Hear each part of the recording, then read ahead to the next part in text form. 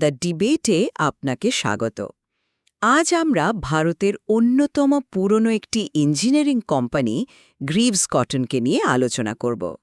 মানে সংস্থাটি তার প্রায় ১০০ বছরের পুরনো লাভজনক ইঞ্জিন ব্যবসা সামলানোর পাশাপাশি ইলেকট্রিক মোবিলিটি বা ইভির জগতে একটা বিপুল বিনিয়োগ করে এক বিরাট পরিবর্তনের মধ্যে দিয়ে যাচ্ছে। আমাদের আজকের আলোচনার মূল প্রশ্নটা হল, গ্রিভস কটনের এই ইভি উদ্যোগ কি ভবিষ্যতের জন্য একটি দূরদর্শী পদক্ষেপ, নাকি এটা তাদের শক্তিশালী মূল ব্যবসাকে ঝুঁকির মুখে ফেলে দেওয়া এক বিপজ্জনক খেলা? আমার মতে এই পদক্ষেপটি কোম্পানির দীর্ঘমেয়াদী প্রাসঙ্গিকতা ধরে রাখার জন্য একেবারে অপরিহার্য। আর আমার ঠিক তার উল্টোটা মনে হচ্ছে। আমার মতে ভবিষ্যতের এই স্বপ্নের পেছনে ছুটতে গিয়ে কোম্পানি তার বর্তমানের আর্থিক স্থিতিশীলতাকে একটা বড়সড় প্রশ্নের মুখে ফেলে দিচ্ছে। এই ইভি উদ্যোগটি কোম্পানির জন্য একটা বিপজ্জনক বিচ্যুতি। সেখানে বিনিয়োগ করাটা ভবিষ্যতের জন্য একটা অত্যন্ত জরুরি কৌশলগত সিদ্ধান্ত। গোটা পৃথিবী যখন পরিচ্ছন্ন শক্তির দিকে ঝুঁকছে, তখন গ্রিভসের মতো একটা ইঞ্জিনিয়ারিং কোম্পানির পক্ষে মুখ ফিরিয়ে বসে থাকা সম্ভব নয়। এটা শুধু টিকে থাকার লড়াই বা, এটা ভবিষ্যতের বাজারের নেতৃত্ব দেওয়ার একটা সুযোগ। আর এর প্রাথমিক ফলাফলগুলো কিন্তু বেশ আশাজনক। যেমন ধরুন, এই অর্থবর্ষের প্রথম ভাগে H1FY26-এ তাদের ইলেকট্রিক স্কুটারের ভেহান রেজিস্ট্রেশন অর্থাৎ সরকারি খাতায় নথিভুক্তির সংখ্যা গত বছরের তুলনায় প্রায় ৫৪% বেড়েছে। বাজারের অংশীদারিত্ব ৩.২% থেকে বেড়ে ৪.২% হয়েছে। এতেই তো বোঝা যায় যে মানুষ তাদের প্রোডাক্ট কিনছে, গ্রহণ করছে। শুধু তাই নয়, প্রযুক্তির দিক থেকেও তারা একটা বড় লাফ দিয়েছে। তাদের সব স্কুটারে এখন নিরাপদ এলএফপি লিথিয়াম ফেরোপস ফসফেট ব্যাটারি ব্যবহার করা হচ্ছে, যা তাদের অনেক প্রতিযোগীর থেকেই এগিয়ে রেখেছে। আর এই সব কিছুকে এক সুতোয় বাঁধার জন্যই ওরা গ্রিভস নেক্সট নামে একটা নতুন কৌশল এনেছে। ম্যানেজমেন্ট স্বীকার করছে যে এখন ব্যবসায় লোকসান হচ্ছে, কিন্তু যে কোনো নতুন এবং ভবিষ্যৎমুখী শিল্পে এই প্রাথমিক বিনিয়োগটা তো করতেই হয়। আপনি ভবিষ্যতের একটা খুব সুন্দর ছবি আঁকলেন, কিন্তু আমার চোখটা বর্তমানের কঠিন বাস্তবতার দিকে। আমি এটাকে ভবিষ্যতের বিনিয়োগ হিসেবে দেখছি না, বরং বর্তমানের ঘাড়ে চেপে বসা একটা বিরাট আর্থিক বোঝা হিসেবে দেখছি। আপনি যে ইভি ব্যবসার কথা বলছেন, সেটা ক্রমাগত লোকসান করে চলেছে এবং এর সরাসরি প্রভাব পড়ছে কোম্পানির ওভারঅল রেজাল্টের ওপর। ম্যানেজমেন্টের কাছে যখন লাভজনকতার বিষয় জানতে চাওয়া হয়, তারা কোনো নির্দিষ্ট সময়সীমা দিতে পারে না। এটা বিনিয়োগকারীদের জন্য একটা বড় চিন্তার কারণ। আপনি বাজার দখলের কথা বললেন, কিন্তু সেই ১% শেয়ার বাড়ানোর জন্য কী পরিমাণ অর্থ পোড়ানো হচ্ছে, সেই হিসাবটাও তো জরুরি। দ্বিতীয়ত, তাদের গ্রিভস ইলেকট্রিক মোবিলিটি বা GEML এর আইপিও নিয়ে একটা বিরাট ধোঁয়াশা তৈরি হয়েছে।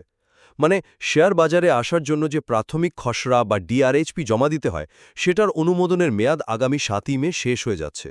এর পরেও যদি তারা আইপিও আনতে না পারে, তাহলে পুরো প্রক্রিয়াটা আবার নতুন করে শুরু করতে হবে, যা বিনিয়োগকারীদের আস্থার জন্য একটা বড় ধাক্কা। আর আমার সবচেয়ে বড় উদ্বেগটা অন্য জায়গায়।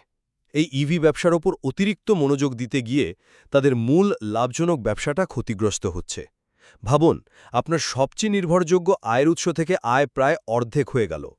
ঠিক এটাই ঘটেছে তাদের এক্সেল কন্ট্রোলিং কেজ ব্যবসার সাথে। এর রপ্তানি আয় ৩৫-৪০% থেকে কমে ২০% নিচে নেমে এসেছে। এটা শুধু মার্জিনের উপর চাপ নয়, এটা ম্যানেজমেন্টের মনোযোগ যে কতটা সরে গেছে তার একটা ভয়ঙ্কর সংকেত। আপনি গ্রিভস.নেক্সট কৌশল নিয়ে যে প্রশ্নটা তুললেন, আমার মনে হয় ওখানেই আপনার যুক্তির দুর্বলতা। এই কৌশলটা আসলে বিভ্রান্তি তৈরির জন্য নয়, বরং স্বচ্ছতা আনার জন্য তৈরি করা হয়েছে। ভাবুন, আপনার একটা ব্যবসা হলো পুরনো প্রতিষ্ঠিত B2B ইঞ্জিনিয়ারিং ব্যবসা, যার গ্রাহক অন্য কোম্পানি, আর অন্যটা হলো নতুন দ্রুত পরিবর্তনশীল সরাসরি উপভোক্তার কাছে পৌঁছানোর B2C অর্থাৎ ইভি ব্যবসা। দুটো ব্যবসার ধরন, কাজের পদ্ধতি, ঝুঁকি সবকিছুই তো আলাদা। গ্রিভস.নেক্সট কৌশলটা ঠিক এই কাজটাই করেছে। দুটো ব্যবসাকে আলাদা পরিচালনার কাঠামো দিয়েছে, যাতে একটা আরেকটার উপর নির্ভরশীল না হয়ে পড়ে। আর আপনি যে বলছেন মূল ব্যবসাকে অবহেলা করা হচ্ছে, সেটা একেবারেই ঠিক নয়। এই কৌশলের অধীনেই তারা মূল ব্যবসার জন্য আগামী ৪-৫ বছরে ১৬ থেকে ২০% চক্রবৃদ্ধি হারে বার্ষিক বৃদ্ধির মানে CAGR এর লক্ষ্যমাত্রা রেখেছে। এটা তো প্রমাণ করে যে মূল ব্যবসাকে অবহেলা করা হচ্ছে না, বরং দুটোকেই সমান তালে এগিয়ে নিয়ে যাওয়ার একটা স্পষ্ট পরিকল্পনা রয়েছে। পরিকল্পনাটা হয়তো কাগজে কলমে সুস্পষ্ট, কিন্তু আমার কাছে এটাকে শব্দের খেলা বলে মনে হচ্ছে। ইভি ব্যবসাকে বিনিয়োগকারী ব্যবসা বা ইনভেস্টি বিজনেস বলাটা আসলে কি? এটা তো আসলে লোকসানে চলা একটা ব্যবসাকে সুন্দর নাম দিয়ে আড়াল করার চেষ্টা। বাস্তবতা হলো, এই তথাকথিত বিনিয়োগকারী ব্যবসা তাদের লাভজনক মূল ব্যবসা থেকে ক্রমাগত টাকা শুষে নিচ্ছে। ম্যানেজমেন্টকে যদি সাংবাদিক সম্মেলনে ব্যাখ্যা করে বলতে হয় যে বিনিয়োগকারী মানে অপ্রধান বা নন কোর নয়, তাহলেই বোঝা যায় যে এই কৌশলটা নিয়ে কতটা বিভ্রান্তি আছে। যদি কৌশলটা এতটাই পরিষ্কার হতো, তাহলে এই ধরনের ব্যাখ্যার প্রয়োজনই হতো না। আরেকটা বিষয় খেয়াল করুন, কিছুদিন আগেই ম্যানেজমেন্ট ১৫,০০০ কোটি টাকার একটা বিশাল রাজস্বের লক্ষ্যমাত্রার কথা বলেছিল, কিন্তু এইবারের আলোচনায় সেই লক্ষ্যের কথা আর একবারও উচ্চারণ করেনি। কেন? এটা কি তাদের আত্মবিশ্বাসের অভাব প্রকাশ করে না? আমার তো মনে হয় এই সুন্দর নামের কৌশলটা আসলে ইভি ব্যবসার আর্থিক বোঝাকে আড়াল করার একটা আবরণ মাত্র। আপনি কৌশলের কথা বলছেন, কিন্তু যে কোনো কৌশলের সাফল্য তো নির্ভর করে তার আর্থিক সক্ষমতার উপর। আর এখানেই আমার সবচেয়ে বড় উদ্বেগ।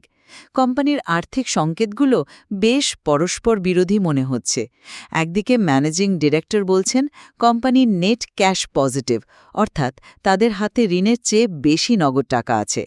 ঠিক তার পাশেই company CFO net date positive শব্দটা ব্যবহার করছেন, যার মানে হল তাদের ঋণ নগদের চেয়ে বেশি। একই কোম্পানির দুজন শীর্ষ কর্মকর্তা যখন এই ধরনের উল্টো কথা বলেন, তখন তা স্বচ্ছতার অভাবকেই চোখে আঙুল দিয়ে দেখিয়ে দেয়। এটা কি সাধারণ বিনিয়োগকারীদের বিভ্রান্ত করার চেষ্টা নয়? দেখুন, এই বিষয়টাকে কোম্পানির কাঠামোর নিরিখে বুঝতে হবে। আপনার উদ্বেগটা আমি বুঝতে পারছি, কিন্তু এখানে একটা সূক্ষ্ম পার্থক্য আছে। ম্যানেজিং ডিরেক্টর যখন নেট ক্যাশ পজিটিভের কথা বলেন, তখন তিনি মূল কোম্পানি অর্থাৎ গ্রিভস কটন লিমিটেড বা GCL এর কথা বলছেন। আর এই মূল কোম্পানিটা আর্থিকভাবে অত্যন্ত শক্তিশালী। তাদের রিটার্ন অন ক্যাপিটাল এমপ্লয়েড বা ROCE 30% বেশি। সহজ কথায় এই ROCE বলে দেয় যে কোম্পানি তার বিনিয়োগ করা মূলধন থেকে কতটা দক্ষতার সাথে লাভ তৈরি করতে পারছে। 30% বেশি ROCE যে কোনো সুস্থ ব্যবসার জন্য একটা দারুণ লক্ষণ। এবার আসি ঋণের কথায়। যে ঋণের বোঝা বেড়েছে, সেটা মূলত তাদের নতুন অর্থায়নকারী শাখা গ্রিভস ফাইন্যান্সের জন্য।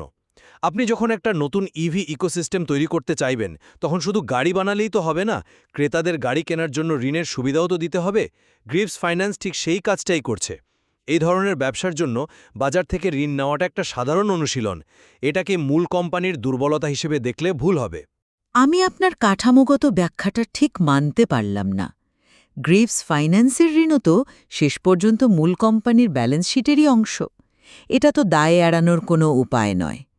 আপনি বলছেন এটা ইকোসিস্টেম তৈরির অংশ, আর আমি বলছি এটা কোম্পানির ঝুঁকি আরও বহু গুণ বাড়িয়ে দিচ্ছে। তার মানে মূল ব্যবসা থেকে অর্জিত লাভ দিয়ে এখন একটা নয়, বরং দুটো অনিশ্চিত এবং মূলধনক্ষেকো ব্যবসাকে সমর্থন করা হচ্ছে। একটা হলো লোকসানে চলা ইভি ব্যবসা, আর অন্যটা হলো নতুন ফাইন্যান্স ব্যবসা। এটা তো অনেকটা একাই দুটো নৌকায় পা দেওয়ার মতো অবস্থা।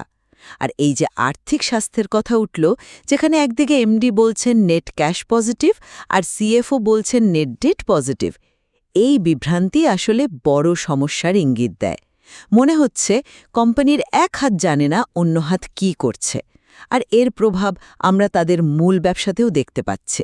এক মিনিট, ঠিক কী ধরনের প্রভাবের কথা বলছেন আপনি? আমি তো দেখছি মূল ব্যবসা বেশ ভালোই করছে। এই দ্বিতীয় ত্রৈমাসিকেই তাদের মূল ইঞ্জিনিয়ারিং ব্যবসা 31% এবং জেনারেটর ব্যবসা 24% বৃদ্ধি পেয়েছে। এই সংখ্যাগুলো তো আর মিথ্যে বলছে না, এগুলোই প্রমাণ করে যে মূল ব্যবসার ভিত্তি এখনও অত্যন্ত শক্তিশালী। আপনি এক্সেল কন্ট্রোলিং কেজের কথা তুলেছিলেন, আমি সেই প্রসঙ্গে আসছি। হ্যাঁ, এটা সত্যি যে তাদের রপ্তানি একটা নির্দিষ্ট ভৌগোলিক অঞ্চলের উপর অতিমাত্রায় নির্ভরশীলতার কারণে ক্ষতিগ্রস্ত হয়েছে।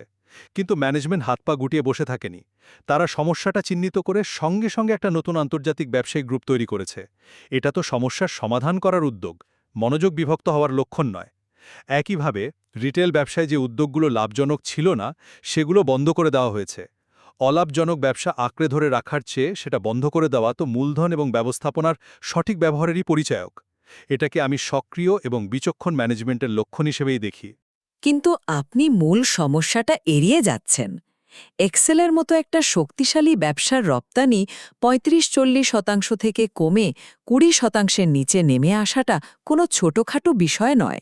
এটা তাদের মার্জিনের উপর সরাসরি আঘাত এনেছে। ম্যানেজমেন্ট নিজেরাই স্বীকার করছে যে নতুন আন্তর্জাতিক বাজার তৈরি করতে কয়েক কোয়ার্টার অর্থাৎ বেশ কয়েক মাস সময় লাগবে।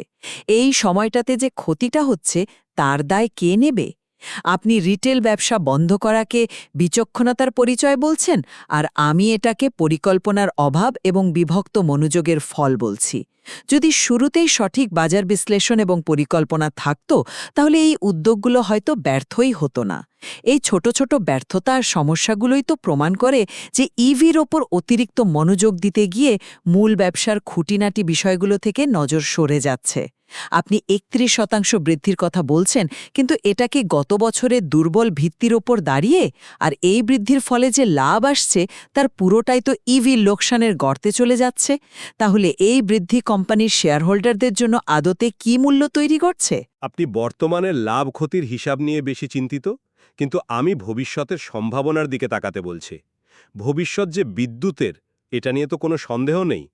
গ্রিভস কটন শুধু ইভি স্কুটার বানাচ্ছে না, তারা পুরো ইকোসিস্টেম নিয়ে ভাবছে। সম্প্রতি তারা চারা টেকনোলজিস নামে একটা কোম্পানির সাথে চুক্তি করেছে রেয়ার আর্থ ফ্রি মোটর তৈরির জন্য। এখনকার বেশিরভাগ ইভি মোটরে চীন থেকে আমদানি করা রেয়ার আর্থ ম্যাগনেট লাগে।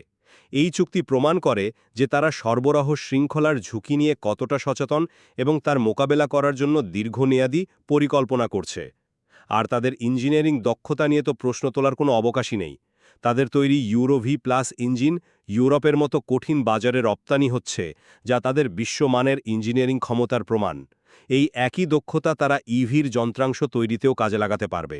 তাই এটা কেবল একটা বিচ্ছিন্ন বিনিয়োগ নয়, বরং একটা কোম্পানিব্যাপী রূপান্তর, যেখানে তাদের মূল শক্তিকেই ভবিষ্যতের প্রযুক্তির সাথে জোড়া হচ্ছে। হ্যাঁ, আমি মানছি যে ভবিষ্যতে বাজার ইভিএর, এটা নিয়ে কোনো বিতর্ক নেই। কিন্তু প্রশ্নটা হলো, সেই ভবিষ্যতের জন্য বর্তমানকে কতটা বলিদান করা যৌক্তিক? আপনি যে ইঞ্জিন ব্যবসার দক্ষতার কথা বলছেন, সেই ব্যবসাই তো এখন কোম্পানি লাভের মূল উৎস। 3 হুইলার এবং ছোট বাণিজ্যিক গাড়ির ইঞ্জিনের চাহিদা বাড়ছে বলেই তো কোম্পানিটা টিকে আছে। ম্যানেজমেন্ট নিজেই তো স্বীকার করছে যে পরিষ্কার জ্বালানিতে রূপান্তর ধীরে ধীরে হবে। যদি রূপান্তরটা ধীরেই হয়, তাহলে এত তাড়াহুড়ো করে একটা প্রমাণিত লাভজনক ব্যবসা থেকে টাকা সরিয়ে একটা অনিশ্চিত এবং লোকসানে চলা ইভি ব্যবসায় ঢেলে দেওয়াটা কি মূলধনের সঠিক ব্যবহার? আমার মতে এটা মূলধনের অপচয়।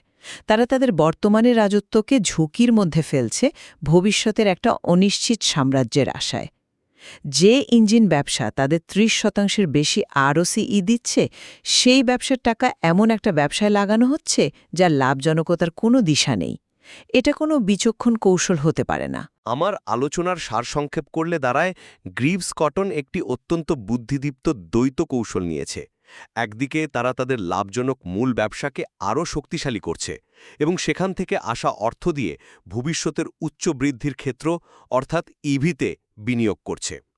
গ্রিভস.নেক্সট কৌশলটি এই দুটি ভিন্ন ধরনের ব্যবসাকে পরিচালনা করার জন্য একটি সঠিক এবং স্পষ্ট কাঠামো দিয়েছে। ইভি বাজারে তাদের অংশীদারিত্ব বাড়ছে, তারা নতুন প্রযুক্তি আনছে। এই প্রাথমিক লক্ষণগুলো বেশ আশাভঞ্জক।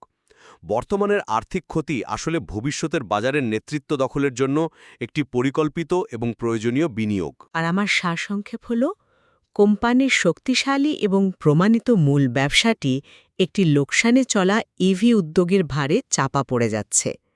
এর ফলে শুধু যে আর্থিক চাপ বাড়ছে তাই নয়, মূল ব্যবসাতেও সমস্যার লক্ষণ দেখা যাচ্ছে, যেমনটা আমরা এক্সেলের ক্ষেত্রে দেখলাম। ইভি ব্যবসার লাভজনকতার পথ সম্পূর্ণ অস্পষ্ট। এর আইপিও অনিশ্চিত এবং একটি প্রমাণিত লাভজনক ক্ষেত্র থেকে সম্পদ সরিয়ে একটি উচ্চ ঝুঁকিপূর্ণ উদ্যোগে বিনিয়োগ করা হচ্ছে। কৌশলটি হয়তো কাগজে কলমে দেখতে সুন্দর, কিন্তু এটি কোম্পানির ওপর চেপে বসা আর্থিক বোঝা এবং কার্যকরী দুর্বলতাগুলোকে লুকাতে পারছে না। এটা স্পষ্ট যে কৌশল এবং ঝুঁকি গ্রহণের প্রশ্নে আমাদের মধ্যে গভীর মতপার্থক্য রয়েছে। মূল প্রশ্নটা হল, গ্রিভস কটনের এই ইভি উদ্যোগটি কি ভবিষ্যতে কোম্পানির জন্য একটি নতুন বৃদ্ধির ইঞ্জিন হয়ে উঠবে, নাকি এটি তার মূল্যের অবক্ষয় ঘটাবে এবং একসময়ের এক শক্তিশালী কোম্পানিকে দুর্বল করে দেবে? আজকের আলোচনায় উপস্থাপিত তথ্য এবং যুক্তি উভয় দৃষ্টিভঙ্গির পক্ষেই জোরালো সওয়াল করেছে। ভবিষ্যতের ফলাফলই শেষ পর্যন্ত বলে দেবে কোন দৃষ্টিভঙ্গিটি সঠিক ছিল এবং এই কৌশলগত উল্লম্ফনটি গ্রিভস কটনকে নতুন উচ্চতায় নিয়ে যায় নাকি খাদের কিনারায় ঠেলে দেয়।